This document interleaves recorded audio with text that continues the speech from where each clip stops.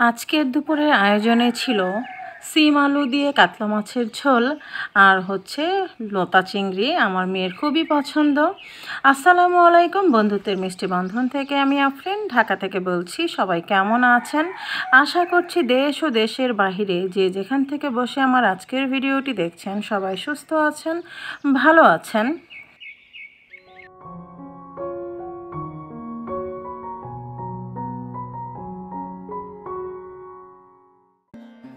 আমরাও আলহামদুলিল্লাহ ভালো আছি। বাহিরে প্রচুর বৃষ্টি হচ্ছে, আবহাওয়াটা অন্যরকম, মানে সমুদ্রের নিম্নচাপ, তো গুড়ি গুড়ি বৃষ্টি আর প্রচণ্ড বাতাস। কিন্তু এর ভিতরেই কিন্তু আমাদের চলতে হচ্ছে, কারণ রাইসুলের স্কুলে পরীক্ষা, আর পরীক্ষা তো অ্যাটেন্ড করতেই হবে, সেই জন্য কি আর করা, তো প্রতিদিনের মতো দৌড়ঝাঁপ করতে হচ্ছে। তো দৌড়ঝাঁপ তো থাকবেই। আর রামিসার পরীক্ষা এখনও শুরু হয়নি। রামিসা যেহেতু টেস্ট পরীক্ষা দিবে, ওর পরীক্ষা সামনে, তো পড়াশোনায় খুব তোড়জোড় চলছে। আর বেশি দিন বাকি নেই, আর 2-1 দিন বাকি আছে, তারপরে পরীক্ষা শুরু হয়ে যাবে। সবার কাছে দোয়া চেয়ে নিচ্ছি, সবাই আমার ছেলে মেয়ের জন্য অনেক দোয়া করবেন। দুপুরবেলা রান্না নিয়ে হাজির হয়ে গেলাম। তো এখানে আজকে আমি সিম রান্না করব, তো দিয়ে দিলাম সয়াবিন তেল আর দিয়ে দিচ্ছি এখানে পেঁয়াজ কুচি। পেঁয়াজটাকে একটু হালকা ভেজে নিব, এরপরে আমি মশলা অ্যাড করব। পেঁয়াজটা যখন একটু হালকা ব্রাউন হয়ে যাবে সেই মুহূর্তে আমি মশলা অ্যাড করব।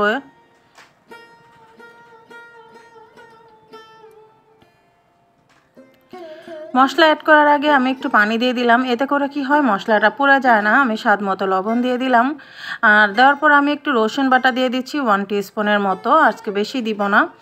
রসুন বাটাটা দিয়ে একটু হালকা একটু করব। তারপর আমি এখানে দিয়ে দিচ্ছি হলুদের গুঁড়ো 1 টিস্পুন, লাল মরিচের গুঁড়োটা একটু বেশি দিব, ধনিয়ার গুঁড়া 1 টিস্পুন।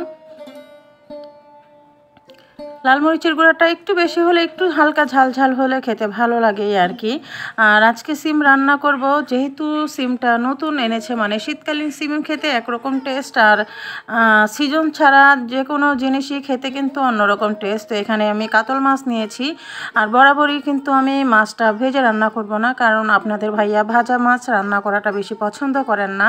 তো মাছটাকে এভাবে কষিয়ে নিব, কষিয়ে আর আলাদা তুলে ফেলবো না, কারণ আজকে এত সময় নেই, খুব ঝটপটভাবে রান্নাবান্না করব। ওই যে বললাম না, বাচ্চাদের পড়াশোনা, রামিসাকে পড়াতে বসাতে হয়, আর অবশ্যই আমার পাশে বসেই থাকতে হয়, তা না হলে ওই যে বাচ্চারা ফাঁকি দেয় না।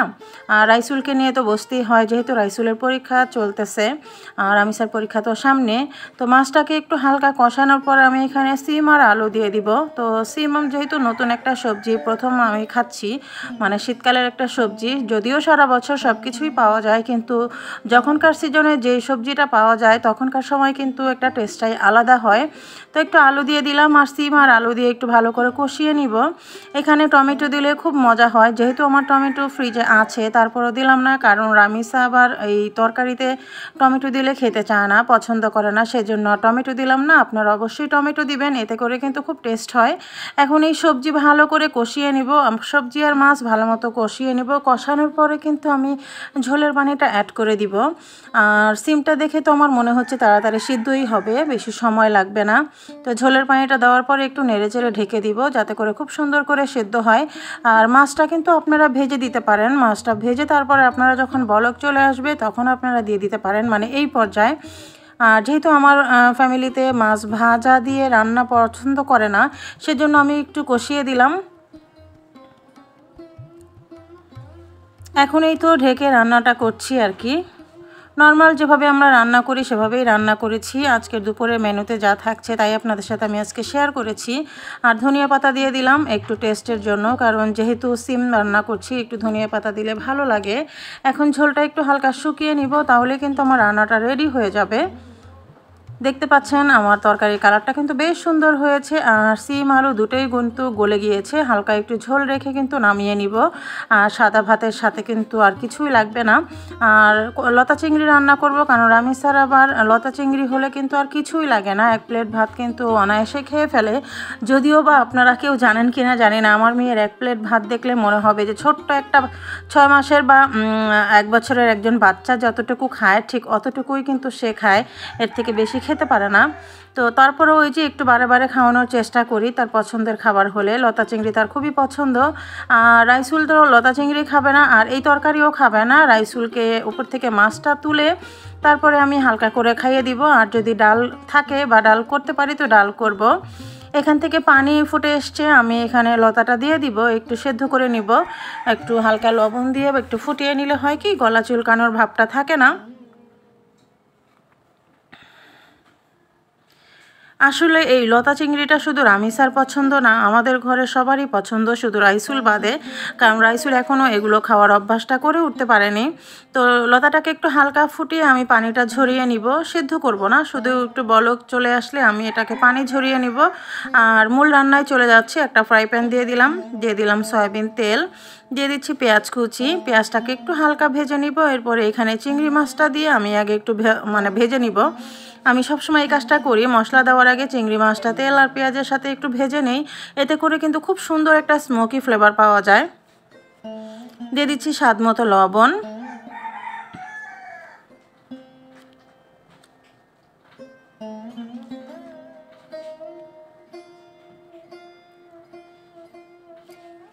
দিয়ে দিচ্ছি এখানে রসুন বাটা, কারণ কচু বা লতা জাতীয় জিনিস রান্না করলে কিন্তু একটু রসুন বাটা দিলে খেতে টেস্টি হয়। আর যেহেতু চিংড়ি মাছটা আছে খুব সুন্দর একটা ফ্লেভার পাওয়া যায়, আমি তো একটু রসুন বাটাটা একটু বেশিই দেই লতি রান্না করলে। তো এখন দিয়ে দিচ্ছি হলুদের গুঁড়ো 1 টিস্পুন। এখানে আছে ধনিয়ার গুঁড়ো 1 টিস্পুন, আর লাল মরিচের গুঁড়ো আছে এখানে 1 টেবিল চামচ পরিমাণ। একটু ঝাল হবে যেহেতু রাইসুল খাবে না। একটু পানি দিয়ে মশলাটাকে ভালো করে কষিয়ে নিব, এতে করে চিংড়ি মাছ আর মশলা ভালো করে কষানো হলে খুব সুন্দর একটা টেস্ট হয়। দেখতে পাচ্ছেন তেলটা উপরে ভেসে উঠেছে, মানে কষানোটা হয়ে গিয়েছে। এখন যে লতাটা আমি ভাপিয়ে রেখেছিলাম সেই লতাটা দিয়ে দিলাম। এখন একটু উল্টে পাল্টে নিব।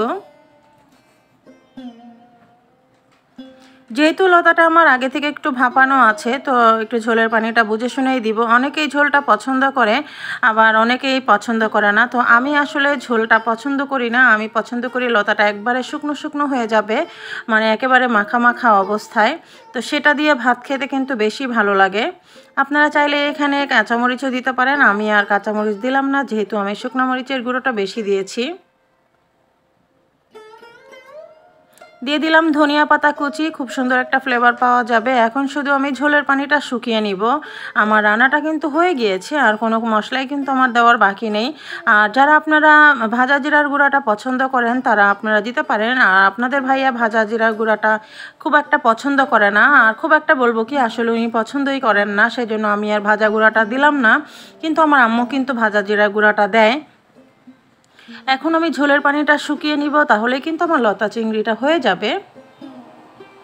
তো দুপুরবেলা আসলে আমাদের 4 জন ফ্যামিলির জন্য এই 2টা পদই কিন্তু যথেষ্ট। তারপরও রাইসুলের জন্য একটু ডাল করতে হয়, আপনাদের ভাইয়াও কিন্তু ডালটা পছন্দ করে। তো দুপুরবেলা খাওয়া দাওয়া শেষ করে আমি বাচ্চাদেরকে এখানে দেখতে পাচ্ছেন কিছু নাস্তা দিয়েছি। আর এখানে আছে একটু থাই স্যুপ, এটা হচ্ছে নরের একটা থাই স্যুপ, আর এখানে স্প্রিং রোল বানিয়ে দিয়েছি। তো স্প্রিং রোল আর থাই স্যুপ এটাই ওরা খুব মজা করে খাচ্ছে। আপনাদের ভাইয়া আসলে বেশি পছন্দ করে না এগুলো, তো ওনাকে শুধু চা বিস্কিট দিয়েছি, আর রামিসা আর রাইসুল এটা খাচ্ছে, আর আমার জন্য স্যুপটা আছে। ছোট্ট করে একটা ব্লগ শেয়ার করলাম, যদি ভালো লাগে একটা লাইক দিয়ে দিবেন। যারা ফেসবুক থেকে দেখছেন অবশ্যই তারা পেজটা ফলো করে দিতে পারেন, আর যারা ইউটিউব চ্যানেল থেকে দেখছেন সাবস্ক্রাইব করে দিবেন। আল্লাহ হাফেজ।